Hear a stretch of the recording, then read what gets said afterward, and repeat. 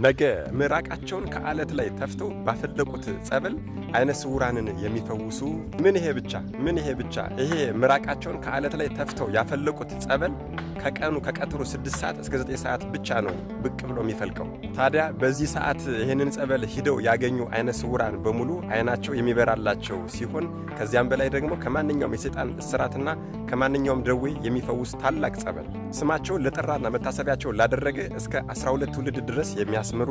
በስማቸው ለተማጸነና በተሰጣቸው ቃል ኪዳን ለአመነ ሰው አጋንንትን ረግጦ እንደሚገዛ ቃል ኪዳን የተሰጣቸው ነገ መጋቢት 17 አደራ ኮፒሊክ ማድረግ እንዳይረሳ። የሮም አገር የንጉስ ልጅ የነበሩ ንጉሱ ከሞተ በኋላም ሮምን ለ7 ዓመት በንግስና ሲያስተዳድሩ ከቆዩ በኋላ አባታቸው አባ ጰንጠሌዎን ልጄ ሆይ ምረጥ፣ ሰማያዊ ንግስና ይሻልሃል ወይስ ምድራዊ ንግስና ብለው በላኩላቸው ቁራጭ ወረቀት መሰረት ንግስናቸውን ዓለሙን ንቀው ከተሰዓቱ ቅዱሳን ከ9 ቅዱሳን ጋር ወደ ኢትዮጵያ የመጡ ወይን ጠዋት ተክለው ለ9 ሰዓት የቅዳሴ መስዋዕት ያደርሱ የነበረ ስንዴ ዕለቱን ዘርተው ዕለቱን አፍርቶላቸው ዕለቱን ደግሞ አጭደው በሬዎቹን ከግራር ዛፍ ላይ ሰቅለው ስንዴውን አበራይተው ወቅተው ፍሬውን በታች ሲቀበሉ ገለባውን ከላይ የሚያስቀሩ ታላቅ አባት ይህንን ዕለቱን የዘሩትን ዕለቱን ያጨዱትንና ዕለቱን የወቁትንና ያበራዩትን ስንዴ ደግሞ ለ9 ሰዓት የቅዳሴ መስዋዕት አድርሰው ከእርሳቸውም አልፎ ደግሞ ለአባታቸው ለአባ ጰንጠሌዎንና ለአባ ሊቃኖስ በነፋስ አውታር ጭነው ይልኩ የነበረ ሰዎች በሐሰት ተነሳስተው ለአባታቸው ለአባ ጰንጠሌዎን አባኮ በልቶ ቀደሰ ብለው ቢከስሷቸው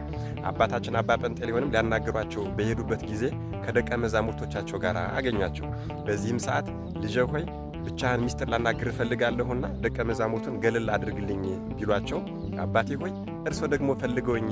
እንኳን ደቀ መዛሙርቱ ድንጋዩና ዛፉም ገለል ይበል ቢሉ በቦታው ያሉት ድንጋይና ዛፎች ከ10 ምዕራፍ በላይ ከአካባቢው የሸሹላቸው። በዚህም የተነሳ አባታችን አባ ጰንጠሌዎን ልጄ ሆይ ገረምከኝ ብለው መጀመሪያ ይስሐቅ የነበረው ስማቸው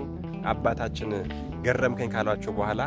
ገሪማ ተብለው የተጠሩት ታላቁ አባታችን አቡነ ገሪማ ዘመደራ እኒህ 4ቱን ወንጌላት ሲጽፉ ፀሐይ ቢጠልቅባቸው ቢመሽባቸው ፀሐይን ወንጌሉን ጽፌ እስከመጨረስ ድረስ ባለሽበት ቁሚ ብለው ፀሐይን ገዝተው ያቆሙ፣ ወንጌሉን ሲጽፉበት የነበረውም ብዕር መሬት ላይ ቢወድቅ አብቦ ያፈራላቸው ከ9 ከተሰዓቱ ቅዱሳን አንዱ የሆኑት ታላቁ አባታችን ስውሩ አቡነ ገሪማ አባ ይስሐቅ ነገ መጋቢት 17 የወርኃዊ በዓላቸው ነው። መድኃኔዓለም ኢየሱስ ክርስቶስ ከታላቁ አባታችን ከአቡነ ገሪማ